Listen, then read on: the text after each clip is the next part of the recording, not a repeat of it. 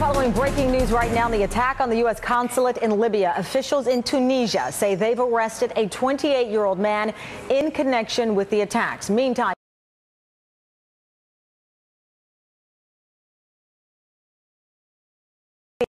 that a militant group had claimed responsibility for the attack. Today, Secretary of State Hillary Clinton stressed the importance of first gathering all the information here.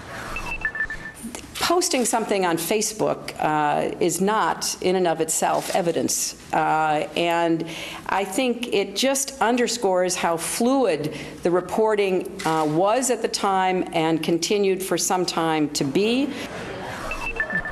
Joining me now, Time Magazine's international editor, Jim Frederick. Jim, thanks for coming on. At this point, we've not been able to confirm any information. The State Department is not commenting, the White House as well, on this arrest that is reportedly have taken place in Tunisia. But what we do know, Reuters first obtained these emails, and according to them, officials at the White House and the State Department were advised 2 hours after attackers assaulted the consulate on September 11th that an Islamic militant group had claimed credit for the attack. Official emails show the emails obtained by Reuters from the government sources not connected with these spy agencies requested anonymity. But the bottom line here is this Ansar al-Sharia claimed responsibility. Right. The Secretary of State refers to Facebook and Twitter not being credible sources, but we know so much information these days, sadly, comes from those sources. Right. Yeah. No, I mean, I think this is just an ongoing leak of bad news revolving around this terrorist attack that the administration seemed very comfortable calling it a terrorist attack in the first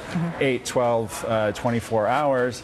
And then really it was spokesman Jay Carney and Ambassador Rice, I think, who are most on the hook for this, because they were the ones who were most vehement over the next couple of days that this looks like a spontaneous demonstration, where, you know, this doesn't need to be this difficult. This shouldn't be this hard for this administration. I mean, we had reporting even on the first day of, you know, they had RPGs. If it shouldn't be this difficult, then why has it been at this point? Well, is it because of the political climate so close to the election? Well, no. I mean, I think this is, you know, one of the famous unforced errors that Obama always talks about that his administration famously doesn't make. I think that they've tripped over their own feet on this one, and that they just, for whatever reason, I think that we need to know why, between that 24-hour to 1 week period, they decided to climb back off of the claim that it was a terrorist attack. That's the big question, is why were the talking points and the directives sent out to people like the spokesman and to Ambassador Rice that this was not a terrorist attack, because it seemed to be self-evident. Right, especially according to these new emails that were coming down as the attack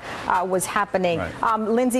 Senator Lindsey Graham has said the CIA and General David Petraeus, who now oversees the agency, should also be called on the mat regarding this. Will we likely see that? Well, yeah. I mean, I don't know. I think it's highly likely. I think that one of the biggest questions going forward is this would have been put to bed weeks ago if they had just said that this is a terrorist attack. Now it's the subject of debate. It's, you know, talking points for Republicans. It's getting in the way of the election. It's bad news for the Obama administration. I don't know if it'll go as high up as, you know, directors of the CIA and the FBI, and National Security Council, and all of that. I think it's more at this point contained to an administration that they look like they can't get their story straight. All right. Well, thank you very much, Jim, and we'll have more.